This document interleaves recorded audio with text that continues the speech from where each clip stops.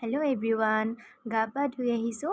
মায়ে আনি থৈছে মাছ। মায়ে কৈছে আজি মোৰ বহুত কাম আছে, মনো তয়ে বনাচোন চব্জিকণ। মই বোলো হ'ব দিয়া, আৰু মই যিহেতু বনামেই ভাবিলোঁ আপোনালোকৰ লগতো শ্বেয়াৰ কৰোঁ। আৰু ধুনীয়াকৈ মই মাছখিনি, মায়ে আনি থোৱা মাছখিনি ধুনীয়াকৈ মই বাছি ল'লোঁ। বাছি লৈ পেলাই এয়া ধুই আনিছোঁ। আৰু ধুই আনি পেলাই ইয়াত হালধি নিমখ দি পেলাই সানি লৈছোঁ। সানি দি পেলাই এটা ক'লা কেৰাহী বহাই দিছোঁ। কেৰাহীটোত তেল দিছোঁ আৰু তেলখিনি গৰম হোৱাৰ পিছত মাছখিনি দি দিলোঁ।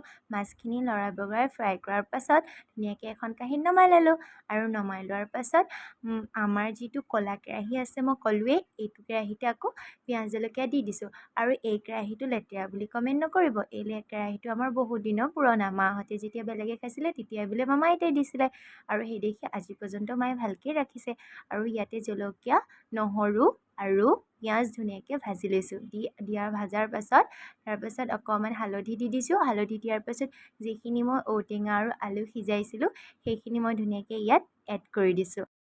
তাৰপাছত অলপমান পানীও দি দিছোঁ। পানী দিয়াৰ পাছত ইয়াৰ উতল আহিবলৈ দিছিলোঁ, আৰু উতলি থকাৰ অৱস্থাত মাছকেইজনী দি দিলোঁ ইয়াতে। আৰু ইয়াত মাছকেইজনী দি দিয়াৰ পাছত একে ভক ভককৈ উতলাইছে, আৰু উতলাৰ পাছত মই ধুনীয়াকৈ নমাই থৈ দিলোঁ। আজি এয়াই আমি যেনেকৈ ঘৰত বনাই খাওঁ তেনেকেই দেখালোঁ। যদি ভাল লাগিলে আপোনালোকৰ প্লিজ ফ'ল' কৰি দিব। Bye bye.